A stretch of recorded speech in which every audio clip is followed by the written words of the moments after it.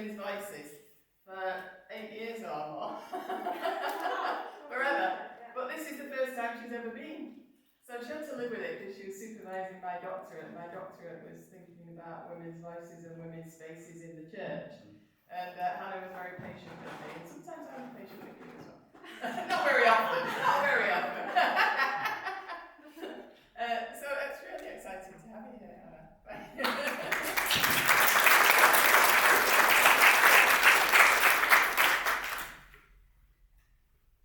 I want to say thank you, Liz, but I'm not sure. No, well, actually, thank you, because it's a real pleasure to be here and share this space with everybody, so thank you. So, women and the weight of fat shame.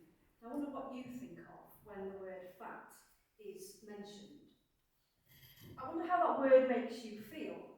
Perhaps you think of images from the media, images like this, of stomachs kind of lapping over trousers. Maybe you're reminded of government health warnings, particularly about the messaging that emerged during the COVID pandemic, when fatness was said to place people at risk of experiencing severe illness and the increased chance of hospitalisation.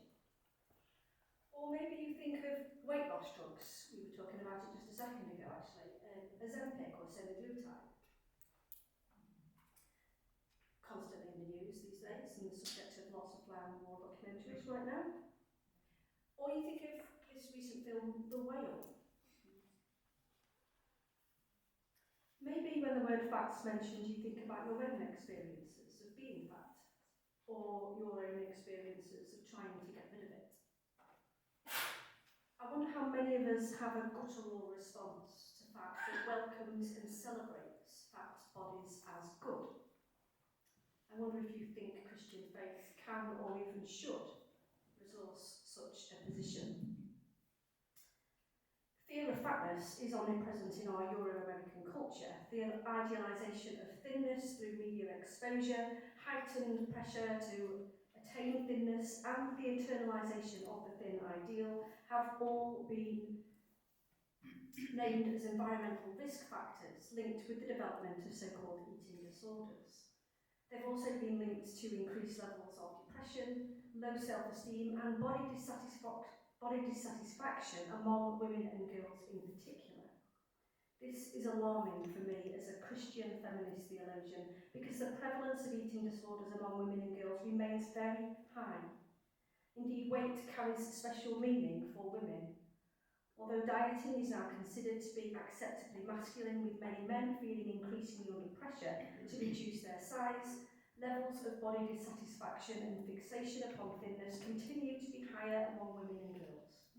Dieting, weight loss, and purging behaviours are said to be even more common than eating disorders, but sometimes just as fatal, especially for women. In the US, 91% of college-aged women and girls are reportedly trying to lose weight. 50% of girls aged between 11 and 13 reportedly see themselves as too fat. According to one source, 54% of American women aged between 18 and 25 would rather be run over by a truck than be extremely fat. Women's studies scholars Brianne Fars and Eric Swank argue that fat phobia is so insidious in women's narratives about their bodies that disdain for fat is now a normative feature of most women's lives. In their research, which looks at women's feelings about their bodies hypothetically gaining 100 pounds, they find that some women fear weight gain so much that should it happen, they would think their lives would be over. Veronica, a 49-year-old African-American heterosexual woman, told them, "I would want to die if I got that fat. I just don't see the point in still living like that." Karine, a 21-year-old white bisexual woman, also said it would cause her to feel suicidal. "I would shoot myself in the head. I couldn't do it. I just couldn't." In our Euro-American culture, fatness is presented as a risk to individual and socio-economic health, and its removal depicted as uncontroversial and good. fat people are commonly presented as sloppy, self-indulgent, lazy, and fatness itself seen as a sign of individual moral weakness and a lack of restraint.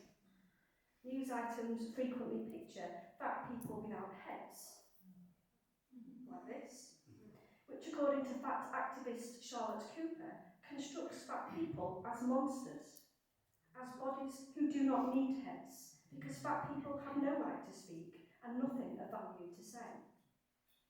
Such messages work skillfully to establish fatness as an untenable existence and to legitimise the shaming of fat people. And fat shaming is, of course, commonplace in the Western media, including social media. Chubsters, get your arse running on the road. Feminism isn't an excuse for being fat, tweets Apprentice and Big Brother contestant Katie Hopkins, followed by the hashtag Eat Less, Move More. Some of you are no doubt familiar with the singer Adele and may recall the countless times that she's been victimised on social media and in the press for her size compared to Princess Fiona from Shrek in 2017 and attacked for losing weight. Many may remember how Australian Idol judge Dicko, which I think is a fitting name for him, told Paulino Cohen-Boulet, pictured here, to choose more appropriate clothes or shed some pounds. According to one report, that advice impacted one female viewer with an eating disorder so significantly that she was admitted to hospital. These instances of fat shaming find their place among numerous others, where actual or perceived weight are used as a basis of ridicule for making those at the centre of judgment feel wrong at the core of who they are. However, because fat shaming is one response to mounting fears about fat in the West, it presents as legitimate, even as necessary. Writing in the Times newspaper, comedian Frank Skinner claimed that because fat is as hazardous to health as a lifetime of smoking, shaming should be used to tackle Britain's obesity problem. Let's go back to fatty baiting. They might get upset, but they'll have 10 extra years to get over it. As a Christian feminist theologian, these remarks really bother me. And they bother me because they encourage people, and women in particular, of a diversity of sizes, to feel hatred for their bodies and insist that it is morally wrong and irresponsible for people, fat women, women of a whole range of shapes and sizes, to love their flesh as it is, and not to seek its continuous improvement. Even now, as we sit here together, multitudes of women, perhaps ourselves included, feel a need to evacuate their bodies and escape their skin in search of a better body in a future life to come. Now, it's no coincidence that Christian ideas about sin, salvation and the afterlife loom large in the background here. In weight loss culture, redemption takes the shape of rebirth into a thinner self and so becomes synonymous with compliance to a feminine ideal, which is built on the back of white hegemony. Michelle Lelwicker has convincingly argued that the pursuit of thinness functions like religion, providing its own salvation myth. But this myth is toxic, she argues, because it encourages women from across the globe and from a diversity of cultures and contexts to commit their time, energies and resources to a quasi-religious pursuit of perfection that is modelled on a white colonial feminine ideal, and which can only ever end in disappointment. Women, she says, are programmed to pine after an elusive future that never comes. They learn to shape their own bodies after the narrow, white, European, able-bodied, affluent, heterosexual, spelt, young, feminine ideal.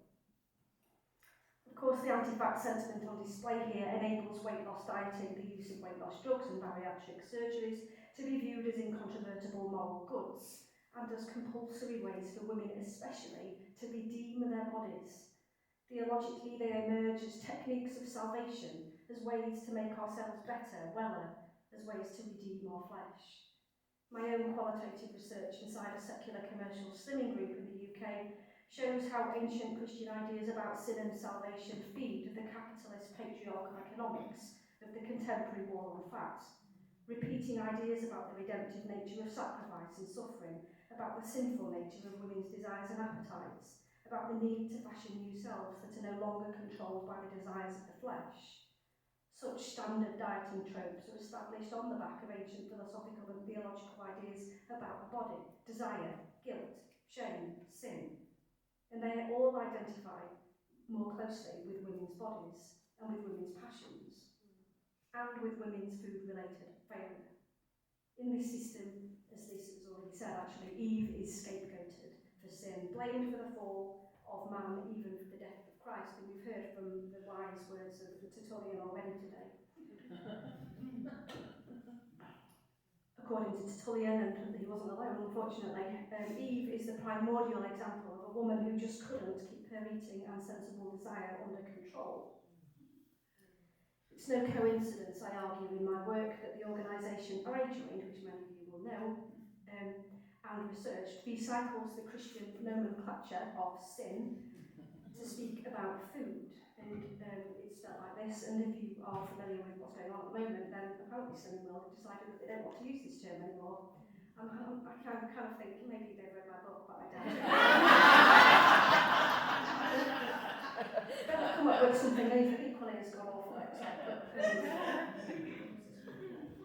But by recycling this terminology, the organisation is able to profit quite literally from its ancient gendered connections with women's disobedience, with their unruly passions, and with the need to subject their bodies to the mastery of a superior rational will. The term sin functions as it has always done for centuries, to shame women's bodies and make incumbent upon them especially the need to confess their flesh and remake their bodies anew. The lucrative nature of the theological association between food, fat and sin is blatantly captured too by the contemporary Christian dieting industry in the US, where obedience to Christ is used to fuel a faith-based crusade on fat. And if you've read Lisa's work, you'll be familiar with this as well, but here's another amazing person that we want to model ourselves on. This is a joke, by the way. So the late Gwen Chamberlain, pictured here, founder of the largest and most profitable Christian evangelical weight loss program in America, provides what I think is quite a terrifying example, calling her audience to follow her on a journey of deliverance, as she calls it, from the slavery of overweight into the promised land of thinness. And this is a journey, she says, from desire eating, where the self cannot resist the pull of the pantry, into becoming what she calls a thin eater, where food loses its magnetic allure and where we are able to resist the compulsive draw towards it. By replacing love of food with love of God, she says, the devoted can rise above the law of sin.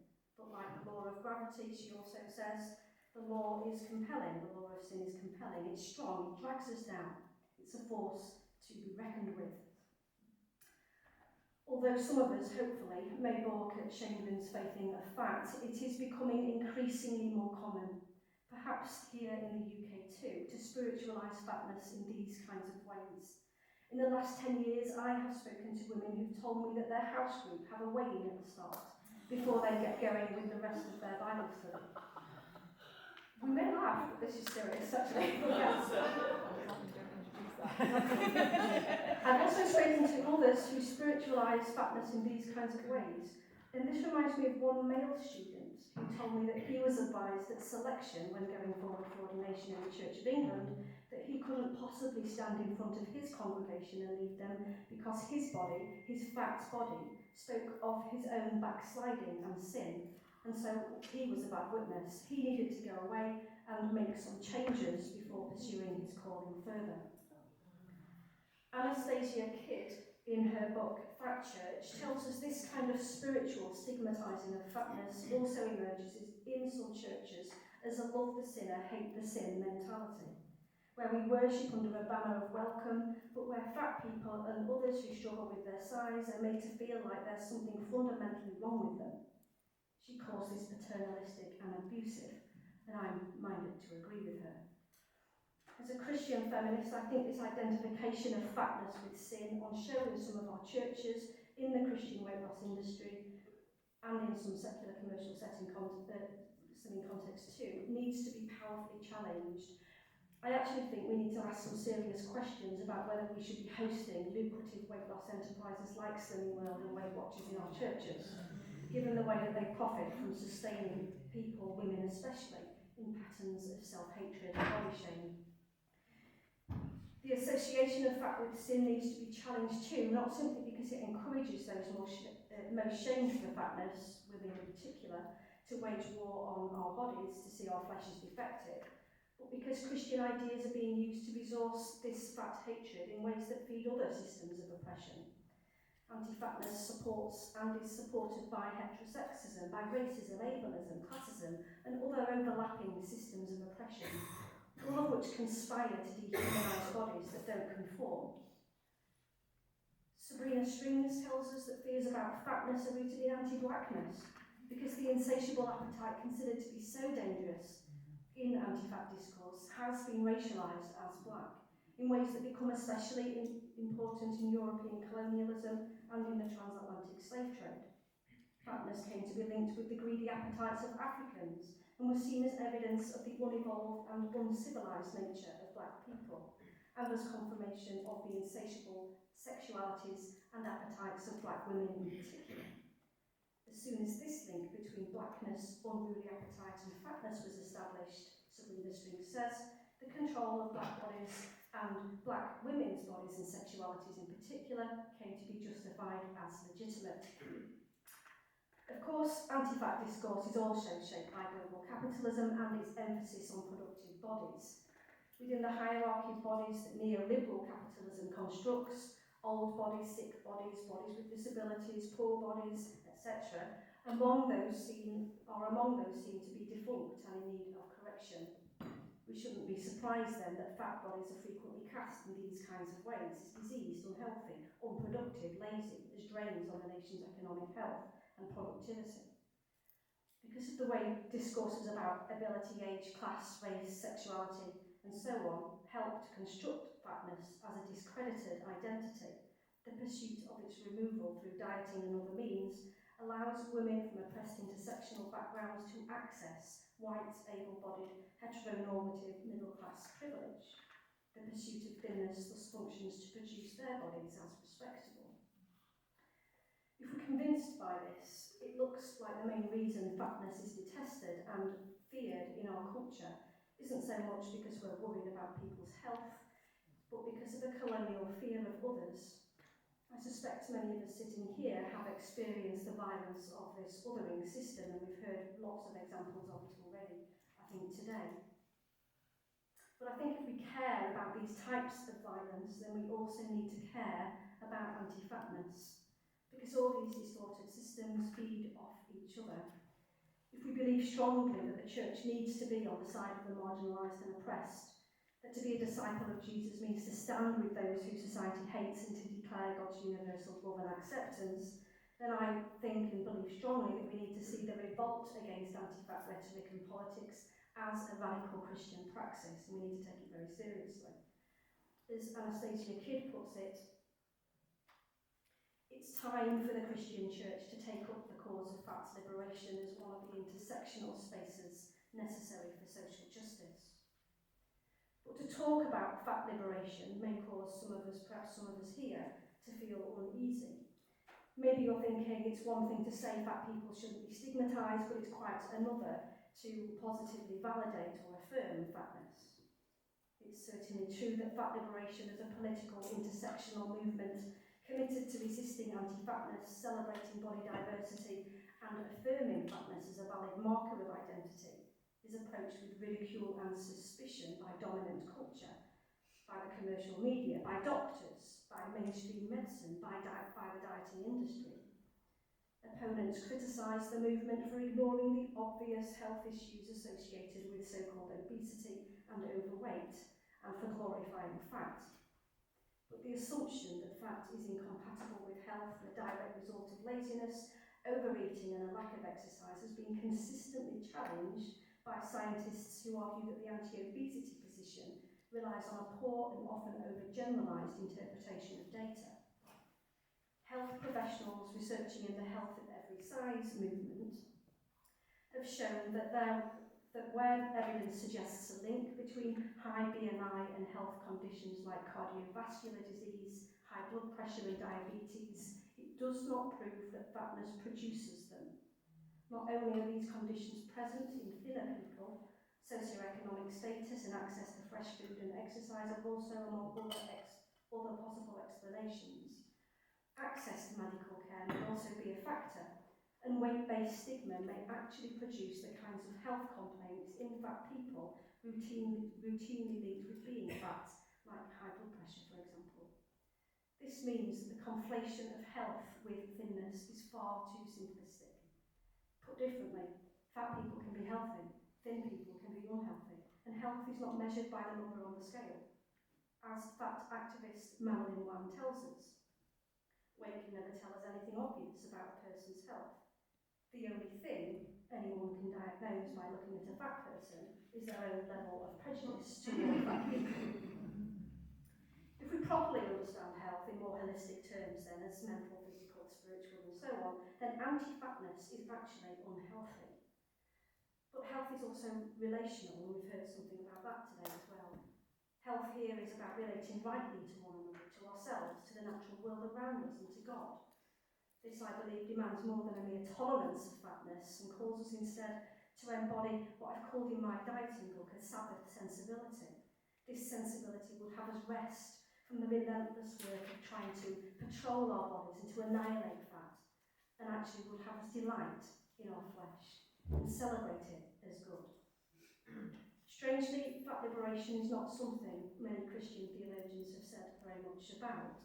Lisa and myself are pretty much alone, I think, in this arena at the moment. So there's more work to do in this arena. Lisa's work has been groundbreaking. In The Fat Jesus, which she does have at the back, which I would definitely recommend, she suggests that radical incarnation calls for an exuberant and countercultural affirmation of flesh, of all flesh. As the queer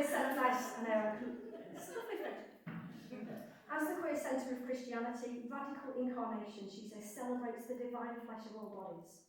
So an assault on fat, which sees many women and others attacked in our skin, is an act of profound blasphemy, she says. The issue of women and size is about far more than shape and poundage. It's a failure to acknowledge the importance of human flesh as a site of divine human encounter. Anti-fatness is thus a fundamental assault on the principle of incarnation. She forwards an understanding of an erotic Christ and a fat Jesus who compels us to welcome our desires and passions rather than stifle and deny them. This is a Jesus who stood up to empire and who empowers revolution through the skin, Lisa tells us. This Jesus, she argues, is a counter to the worst excesses of our genocidal and disconnected world. Lisa is right that Jesus' liberative praxis provides some important pointers about how we might embody alternate possibilities. I have spoken in my own work about how Jesus' dangerous love of non-conforming bodies is enacted through his ministry of food, a ministry that sees him attract a reputation for being a glutton and a drunkard, as well as a friend of sinners. These, I suggest, are all markers of his own gross excess, and it's this excess that gets him killed. Lisa and I think, would agree that there's something about Jesus' transgressive food ways that reveal the dangerous and divine nature of bodies that refuse to comply. But in the time that I've just got left, I want to turn to a different theological focus and think about the notion of resurrection and what that might inform about a distinctly Christian feminist account of fat liberation. I choose this Christian motif first because I think it offers us a way to think about fat liberation as a claiming of life and as a Christian political rising up of fat bodies, but not just of fat bodies, as a rising to life of any bodies who are dehumanised by anti-fatness. Fat liberation then is a defiant refusal to partake in the shaming of our own fat and the fatness of others. As a type of resurrection, it's a claiming of life.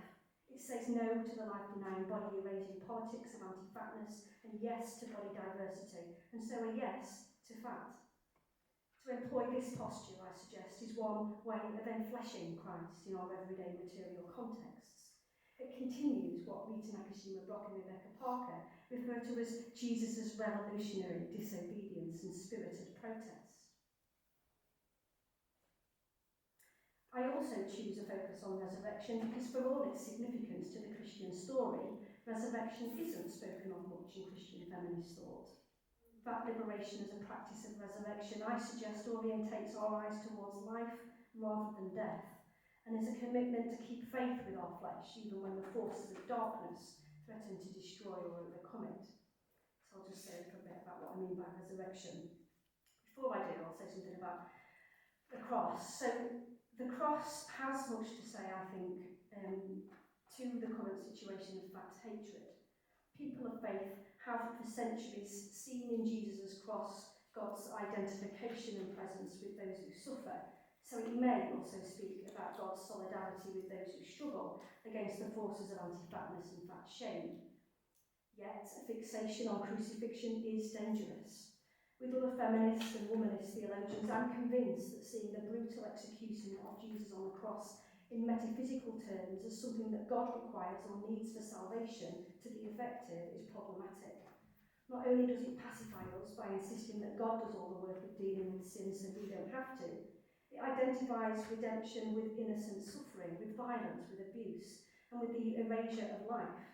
And in a world, today's world, which is plagued by so much violence, so much abuse, and so much death, and where women are often disproportionately impacted by this, such theology leaves a very bad taste if consumed.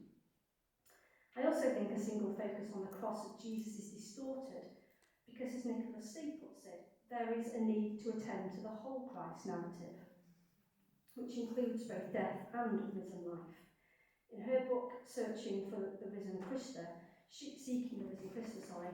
she notes that resurrection and Eastertide have garnered significantly less comment by feminist theologians than the cross and atonement. Though some reflect on the active role played by the women disciples in the gospel narratives, like Mary Magdalene, and though there have been some creative liturgies developed, she says, that celebrate women's roles as witnesses, teachers, preachers, leaders, and so on, there is a need to explore resurrection more deeply, she argues. The more pressing question isn't, she says, what actually happened at Jesus' resurrection, whether the resurrection was real or symbolic, for example, but, as she says, what it means to claim resurrection here and now in our own lives. This question is a crucial one for Christian women struggling to affirm their bodies as good in a world riddled with anti-fatness.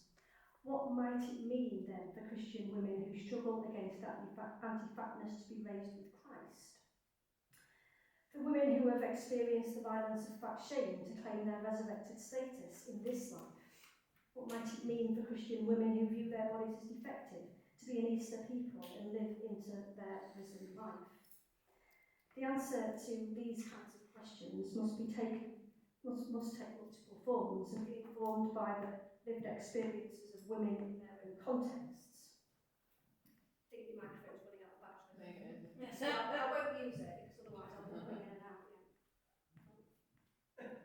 I'm expecting anyway, it's so small. So the answer to these kinds of questions, I think, must take multiple forms and be informed by the lived experiences of women in their own contexts and by the concrete situations that they embody.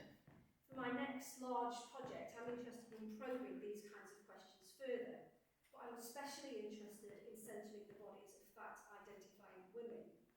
There's a little bit here about the next project. So if you identify as fat and as a Christian woman and want to be involved in this kind of project, then do make sure that you come and speak to me. I'm basically interested in probing fat women's experiences of faith.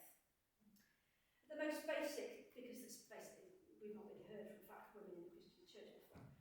At the most basic general level, though, fat liberation can be seen in Christian terms as a type of resurrection because it calls women to come into our yes, as black lesbian activist Audre Lorde puts it.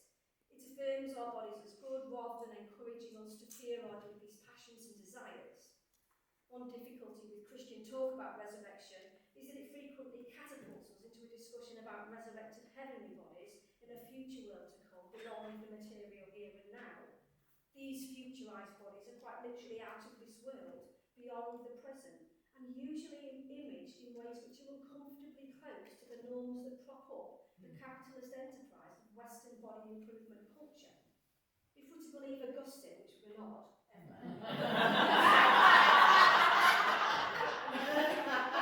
but if we are to believe Augustine, for example, then these heavenly bodies will have been radically transformed, healed of all their abnormalities and defects, his words, including the defect of fatness, and yes, he does talk about that. Perfect heavenly bodies are for him young, beautiful, and perfectly proportionate, not old, fat, and unwieldy. And where have we heard that before? This kind of theologising of resurrection is recycled in contemporary weight loss culture, as women come to anticipate changed alternative selves and a future life to come. In the group that I joined and did the research in, like in all commercial slimming organisations, women and others pursue a transformed body free from the abnormality of fatness. According to Rita Brock and Rebecca Parker, this futurising of salvation as it emerges in Christianity removes paradise from today and makes humanity's location in space and time a problem.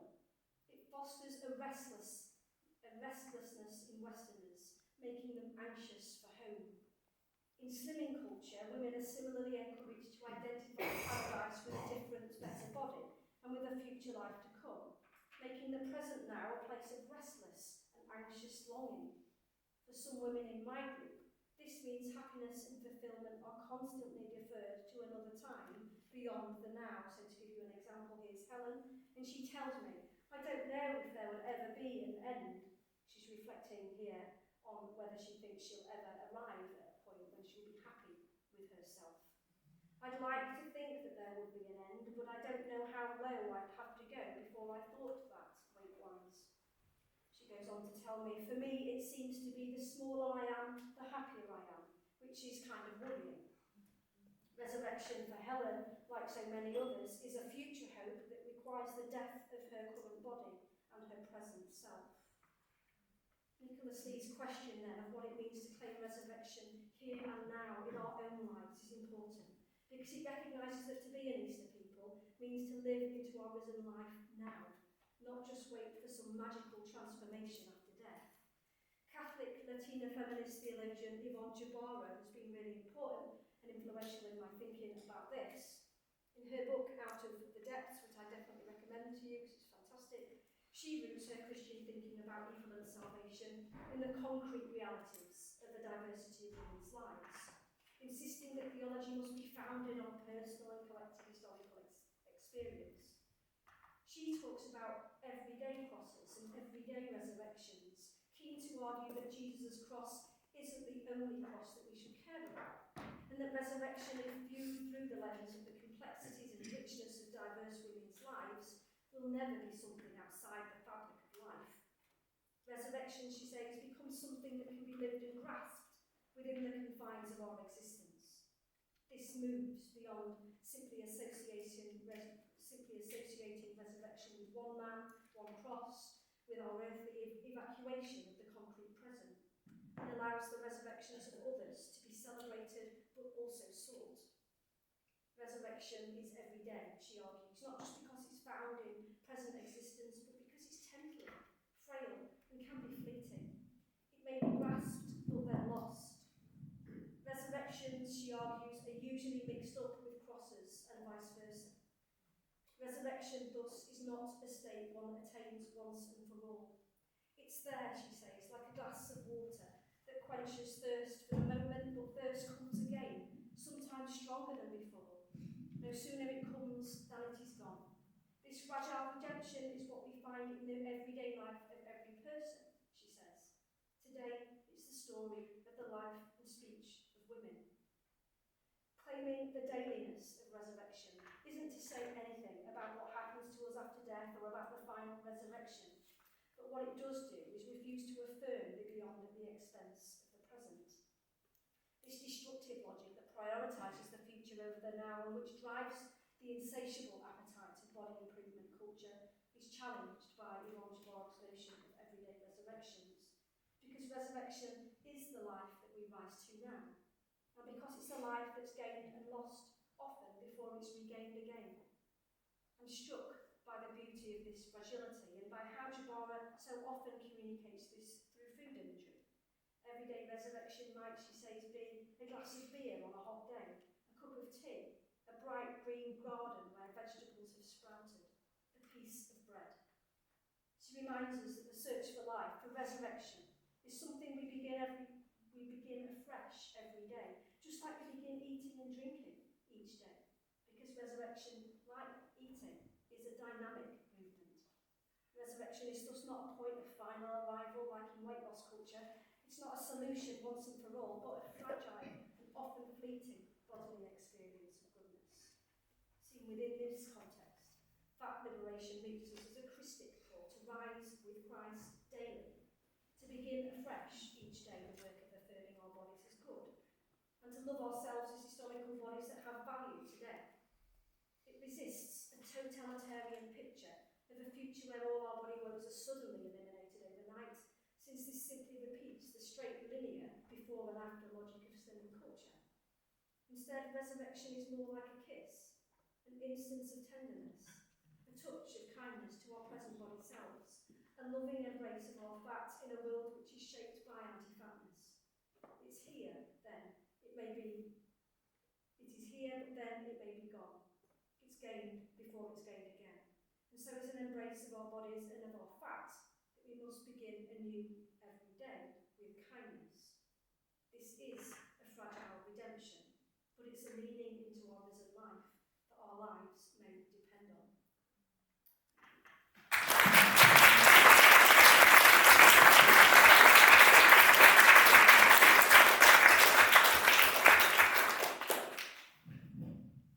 Questions?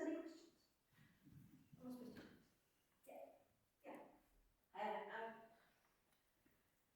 I was asked in church by a member of clergy, will there be fat people in heaven? And it was really hurtful. It's really stuck with me. How do we counter that kind of fat shaming? You know, even from clergy, from parishioners, from anyone, because it's really difficult to counter it without getting very emotional. I think what we've got to call out is what the kind of thinking is in the background of that, and that's that obviously fat is an abnormality and it's something that's effective, and because heaven is this perfect place, then obviously fat's got to be removed, and we can't possibly live in this kind of future paradise, whatever that is, if fatness continues. So it's unpicking actually the defunct and really toxic logic that supports that theological position. And it's one that borrows from lots of other toxic theologies to do with disability and the fact that, you know, all disabled kind of impairments need to be eradicated as well, because we don't want that in heaven. And obviously our friend Augustine has a lot to say about that as well. He doesn't like, you know, conjoined twins either and things like that. So everything's got to be kind of sorted out. In fact, what's wrong with fatness? I mean, that's what we've got to ask. It's just fat. Does that help? I don't know. Yes, it does, thank you. One of the things that occurs to me in terms of how to counteract that kind of nonsense is with humour. Because if you go on the defensive, you then further perpetrate the problem. If you tell the truth slant, I would have been tempted. My first reaction would have been to turn around to him and say, well, will there be dickheads in heaven?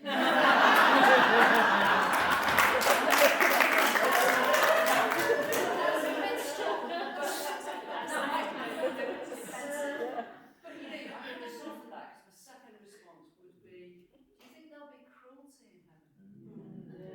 We'll drop the mic and walk away. But I think because if you come out with rage, you then become more the defensive, you've got the problem, blah, blah, blah. I just think humour is such a great weapon. I think you're right. I think humour is important. There's an awkwardness with that as well, though, because fatness has often been linked with humour. So, It's a reclamation, though, isn't it? Yeah, and we need a lot of outrage, I think. Yes. More outrage. More outrage. But we also need humour. Humorous outrage. I had a comment about, so we've talked all about eating and eating disorders, but the only time I've been happy with a fat belly is carrying a baby. And the pressure after that baby had been evacuated, by C-section actually, was to bounce back. And for me, you talk about resurrection, and that act of life-giving ended up in me feeling like I'd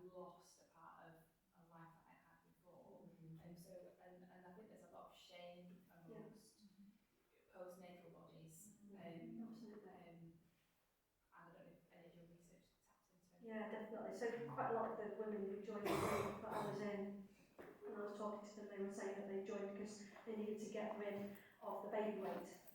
And it was stubborn and it was kind of getting on their nerves, and they just needed, enough was enough, kind of like they had this big conversion moment where they woke up and thought, that's it, I've just got to come and sort this mess out, as it were.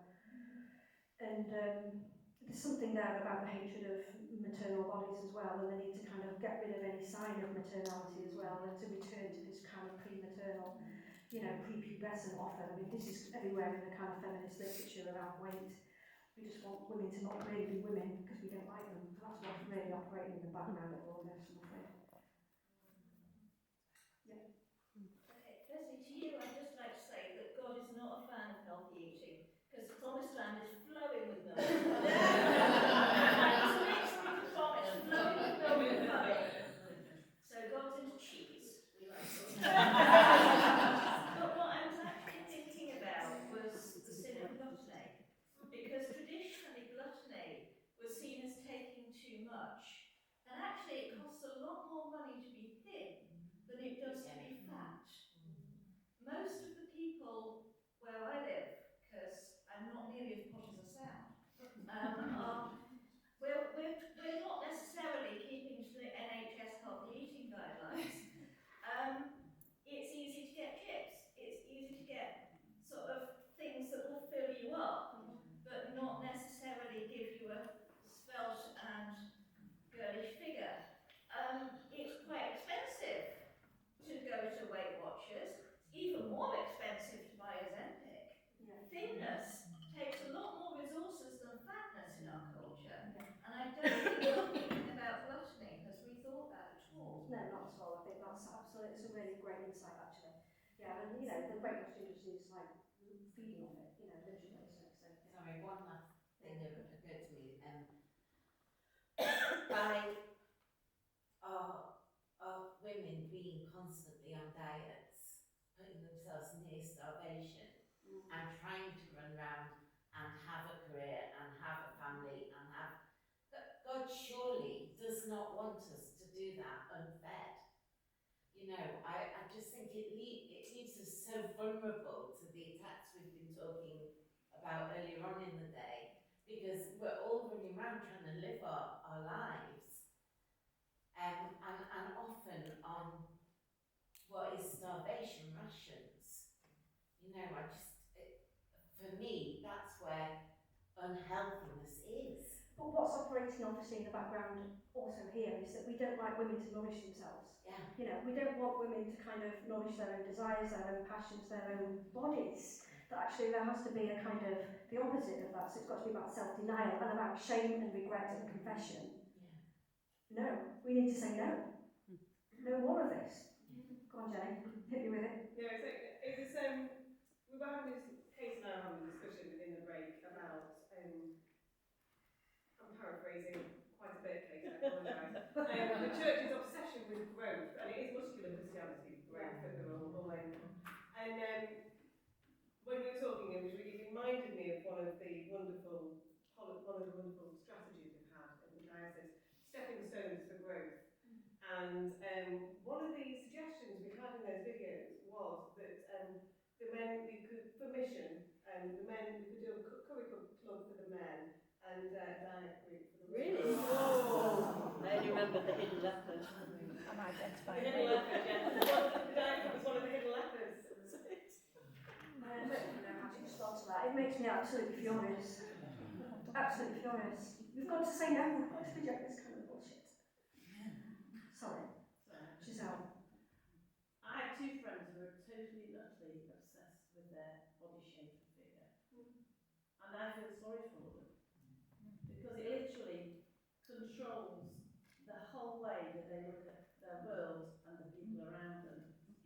And I just think I see them and I know them, and you watch with worry at the way they are hijacked by what they've been fed by Vogue magazines, and the way that they feel that they have to exist within the world and cannot be accepted. And I think what worries me most is they can't see, because they're so imbued within that culture, they can't see how they're part of that narrative. Do you not feel like you're in that culture there as well? Yes and no. I mean, I will admit I have lost weight, but I had to do that for health reasons. And that was the only thing that, because I was really poorly last year, and I realised that my weight was contributing to my health issues. And I've got very bad knees, so carrying the weight was not good. But I think I'm self-aware enough to know that it's not the be-all and end-all, that I have other things in my life that are much more important and take a greater priority.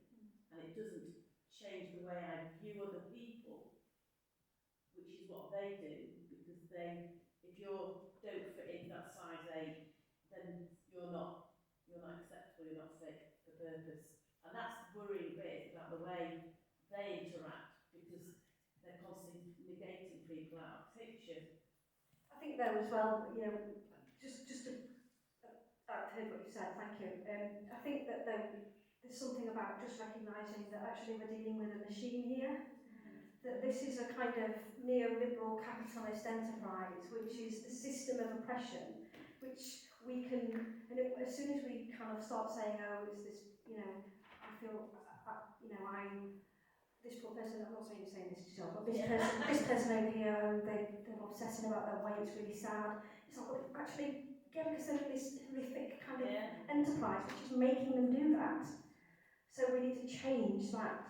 Yeah. Not go, oh, Yeah. well, yes, we do, but, you know. Yeah. Give away good thought. I'm just wondering if part of the reason behind some of this is a continued frustration with women for having careers and calling outside of the home. Because the counter to it is always, we'll just cook from scratch, which is great, but I've got 3 kids, a full-time job, and a discernment to ministry that I'm now pursuing as an ordinand. I don't have time a lot of the time. And I think people still want us back at home with their feet under the sink. It's just a way of getting women more things to concern themselves with, isn't it?